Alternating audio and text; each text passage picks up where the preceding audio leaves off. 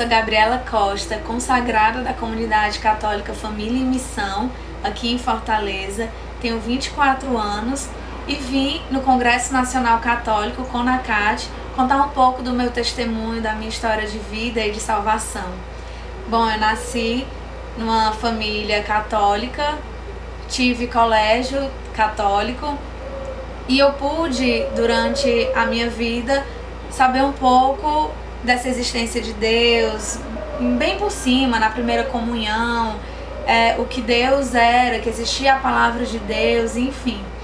Mas eu era uma jovem muito insegura, eu tinha um sentimento muito grande de inferioridade, de incapacidade, principalmente porque eu me comparava muito às pessoas, me comparava à minha irmã, aos meus colegas, e eu me deixava muito ser influenciada pela opinião das pessoas e era aquela típica Maria vai com as outras, que seguia o que as pessoas diziam que eu tinha que fazer ou o que as pessoas faziam, mesmo que muitas vezes eu não concordasse. Então, aos 13 anos, mais ou menos, foi que começou esse meu encontro com o mundo, uma vivência fora do ninho familiar. Eu assisti um filme que se chama Aos 13, esse filme influenciou muito na minha vida porque ele mostrava o que uma adolescente fazia com bebida, droga, homossexualismo e várias outras coisas que ela se sentia muito livre. Então eu parei e me questionei, poxa, já tá no tempo de eu viver tudo isso. Então eu comecei a ficar mais aberta a esses acontecimentos. Eu lembro que no colégio as minhas amigas me chamaram a ter uma experiência com a bebida.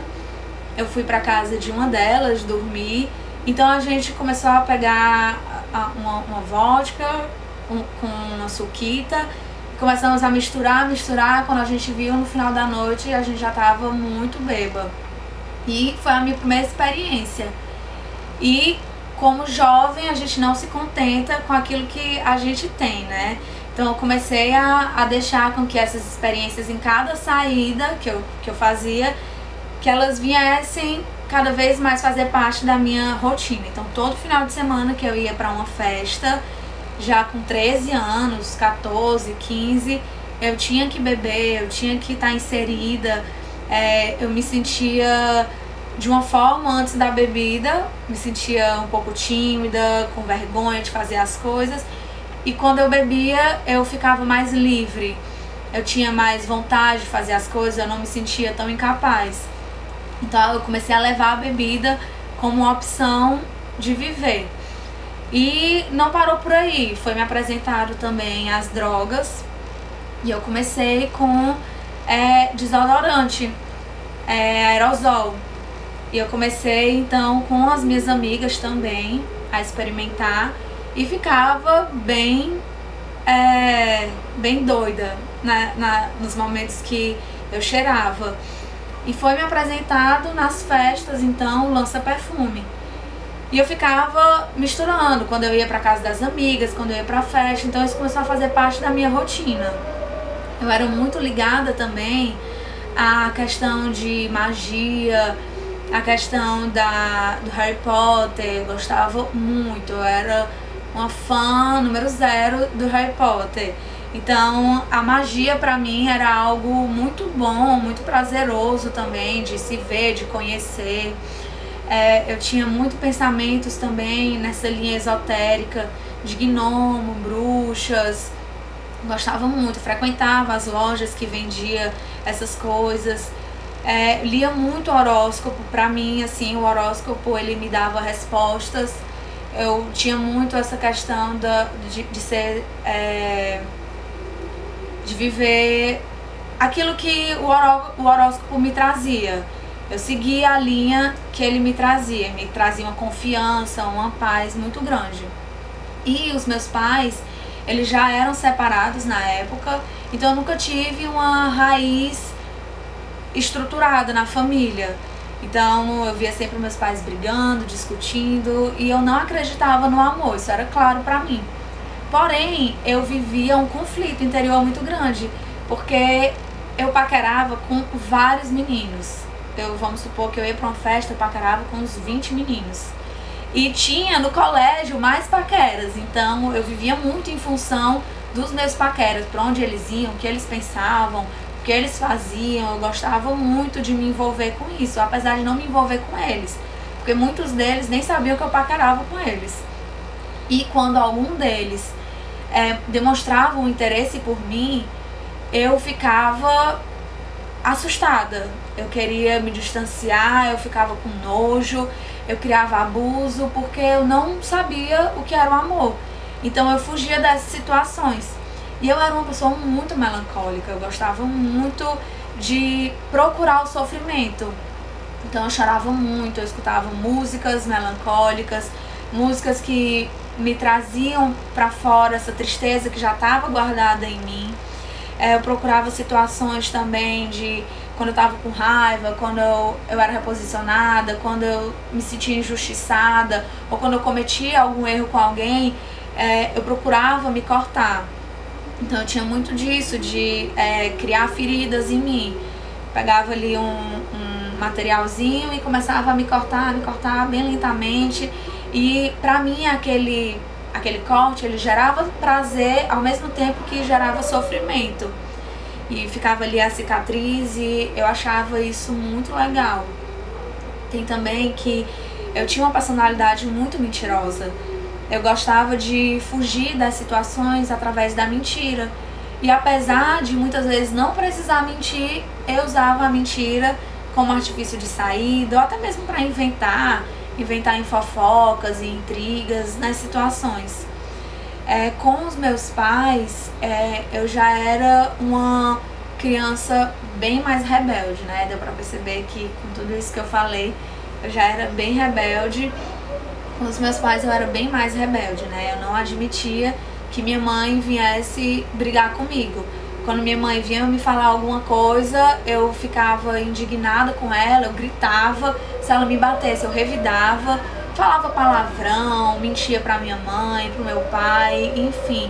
Não aceitava que eles me dessem uma educação, um reposicionamento.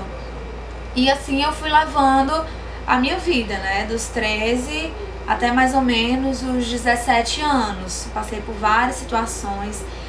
Eu tinha um complexo comigo mesma, eu não me amava. Então eu tinha um complexo com o meu corpo, eu queria fazer lipoaspiração, queria fazer lipo na minha bochecha porque ela era muito grande, eu queria ajeitar coisas do meu corpo que eu não gostava, que eu não estava me sentindo bem, eu queria fazer lipo na barriga porque eu tinha que ser bonitona. Então assim, eu não me aceitava. E por muitas vezes eu gostava muito de comer e por muitas vezes eu vomitava. Então eu comia e dizia, poxa, esse alimento vai me tornar uma gorda, uma obesa, mais do que eu já tô. Ia lá no banheiro e vomitava. Às vezes eu fingia que estava tomando banho, mas na verdade eu estava o tempo todo vomitando. Então isso tudo ia gerando dentro de mim uma angústia muito grande e eu chorava muito, muito. Sempre chorava muito escondida, chorava nos cantos. Depois que eu ficava super, hiper, mega bêbada, eu morria de chorar. Então isso pra mim era a minha vida, era a minha felicidade, era o que eu tinha. E Deus, em toda essa história, pra mim, estava lá no céu. Ele era um ser muito distante de mim. Não fazia parte da minha rotina, do meu dia, eu não rezava nem uma Ave Maria, nem um Pai Nosso. Eu vivia a minha vida e Deus estava lá em cima, não sei fazendo o quê. Pra mim ele era bem distante mesmo. Foi então que eu estava em um carnaval. Nesse carnaval, um colega nosso faleceu. E com esse falecimento dele, a família dele juntou um grupo de consolo. Então a gente se reunia para tanto consolar os pais quanto os amigos em si. E lembrar dele, as memórias dele, a gente partilhava, era muito legal. E eu me lembro que nesse grupo, ainda não era um grupo de oração intitulado, mas nesse grupo a gente rezava. E eu chorava muito, muito, muito. E o que era interessante é que o choro, ao invés de produzir em mim um vazio e uma tristeza, era um choro que consolava, um choro que trazia uma paz pro meu coração. E eu não entendia o que era isso que estava acontecendo. Eles falavam de Deus, falavam dos santos, e eu ficava meio que ainda boiando, não entendia muito o que estava acontecendo, mas eu me deixava levar. E eu continuava com os meus pensamentos da época. Eu era extremamente a favor do aborto, eu era extremamente a favor do movimento feminista. Eu apoiava elas, apesar de nunca ter feito parte do movimento, eu apoiava tudo que elas pensavam. Eu achava que eu tenho os meus direitos, eu tenho direito sobre o meu corpo, eu tenho direito sobre aquilo que eu vou fazer. Eu tinha uma competição com os homens, eu não aceitava o papel dos homens, eu competia mesmo, eu tinha que ser maior, eu tinha que ser mais, eu tinha que ser melhor. Então eu vivia muito ainda esse conflito. E esse grupo foi me formando, foi me deixando mais dócil nos pensamentos, apesar de eu não mudar nada da minha postura. Foi então que eu entrei em uma comunidade e comecei a participar, enfim, de um grupo de oração. Porque uma senhora, membro de uma comunidade, chamou para que a gente participasse, já que estava tão grande esse grupo que se reunia em um prédio, que a gente participasse então da comunidade dela, do espaço. Então eu fui no embalo, né? Todos os meus amigos foram, os amigos do colégio, enfim, que estavam lá no carnaval, todo mundo foi. Eu fui também. E passei uns 6, 7 meses nesse grupo. E era muito interessante porque rezavam por mim durante o grupo e falavam assim, que Deus ele queria fazer mais parte da minha vida, porém não sabia como abrir o meu coração. E algumas vezes falaram de uma chave, que eu tinha que abrir o meu coração. Senhor, que chave é essa, né? Se tu existe, se tu tá pedindo isso pra mim, então abre o meu coração porque eu não sei o que fazer. Foi então que surgiu a oportunidade de eu fazer um seminário de vida no Espírito Santo. Então eu fui porque eu queria conhecer que Deus era esse que se apresentava. Na época eu já chorava muito, porém esse choro ele preenchia o meu coração, eu saía com uma leveza, não saía mais com aquele vazio que tinha dentro de mim. Então eu me entreguei, fui para esse seminário. E no seminário eu tive uma experiência muito forte. Eu ainda não sabia assim dessa presença de Deus, mas na sexta-feira, no primeiro dia do meu seminário, eu falei assim: Senhor, se tu existe, eu quero que tu me faça um milagre. Eu tinha uma dor no cóccix muito grande. Muitas vezes nas peças e pregações a gente ficava sentada no seminário, sentada no chão. Então doía muito o meu cóccix, eu tinha uma dor muito forte. E eu falei: Senhor, se tu existe, faz um milagre de amanhã, no sábado, eu não amanhecer mais com essa dor no cóccix, para que eu viva bem o seminário. E dito e feito, no sábado eu não senti a mínima dor. Então eu fiquei encantada, existe, gente, ele existe. Eu saí dizendo no seminário, ele existe, Deus existe, muito encantada. E quando eu fui, então, quando eu recebi a oração do batismo no Espírito Santo, a pessoa que rezou por mim, diferente daquelas pessoas que rezou por mim durante os grupos de oração, ela falou: Deus hoje abre o seu coração e ele te dá uma chave. E ali eu vivi uma experiência muito grande com o amor de Deus, uma experiência que eu nunca tinha recebido, nunca tinha experimentado esse amor tão forte de alguém, esse amor tão puro, tão sincero. Então eu vi ali que o amor existia, que o amor era real, e fui me sentindo extremamente completa. Então, depois do meu seminário, eu pensava que tudo ia mudar. Eu saí nas mil maravilhas, enfim, nas nuvens, mas na verdade não. Eu continuei aceitando os convites das minhas amigas, eu continuei indo pra festa, mas o interessante era que a primeira vez que eu bebi, que eu costumo dizer que eu fiquei trêbada, que eu bebi muito na casa da minha amiga, numa brincadeira que a gente tava fazendo, e você tinha que virar cada vez que você errava. E eu fui errando, bebendo, quando eu vi eu tava trilouca. E nesse momento eu caí em mim e disse: eu não quero isso pra minha vida. Diante do que eu tinha vivido naquele final de semana, do que tinha me preenchido, aquilo que eu estava fazendo, aquela situação de eu estar bêbada não estava me preenchendo. E eu comecei ali a clamar o Espírito Santo. O Espírito Santo vem Espírito Santo, me tira disso. E minhas amigas: meu Deus, ela tá ficando louca. Depois desse seminário que ela fez, ela tá querendo virar uma beata, para com isso. E a partir dali eu decidi que eu não ia mais beber, não ia mais botar um gole de álcool na minha boca. E era engraçado que eu não fui convencida por ninguém de nada, de deixar as coisas, de não fazer. Era o próprio Espírito Santo que ia me convencendo. Então eu fui para uma festa, gostava muito de festa. Eu fui para uma festa e o interessante é que quando eu entrei na festa foi diferente. Eu pisei no lugar e já senti um clima diferente. A música rasgava o meu ouvido, uma música de esfrega, de desce até o chão, de não sei o que. Eu comecei a dizer assim, meu Deus, que desvalorização de mim. Eu não posso permitir que essa música entre no meu coração, que essa música seja verdade na minha vida. E aí eu fui vendo como os homens olhavam para as meninas, eu fui ficando assustada. Eles engolindo elas com o olhar e eu ficava, gente, eles estão olhando pra mim desse jeito também. A roupa com que a gente se vestia, saias curtas, decote, isso foi me incomodando muito e eu percebi que aquele não era o meu lugar. Eu não era chamada a viver aquilo, porque a minha dignidade não se encontrava ali. Ali eu perdia a minha dignidade. Então eu saí da festa, saí e não queria mais isso pra minha vida. E aos poucos eu fui parando de viver tudo isso. Eu fui vendo que ao me relacionar com os homens eu não estava me valorizando, eu não estava permitindo me conhecer e deixar que eles me conhecessem. Era o corpo pelo corpo, o prazer pelo prazer. Então eu não fazia ali com que o meu coração se preenchesse. E todas essas situações que causavam vazio no meu coração, eu fui cortando. Claro que com a graça de Deus. Foi então que eu conheci o Paulo e a Lívia, os meus fundadores, e eles foram ali me ensinando a doutrina da igreja, me ensinando a verdade de Cristo. Então eu aprendi que o demônio é o pai da mentira, eu aprendi que a verdade liberta, aprendi que a magia, que toda essa linha esotérica também não era a favor, não agradava o coração de Deus.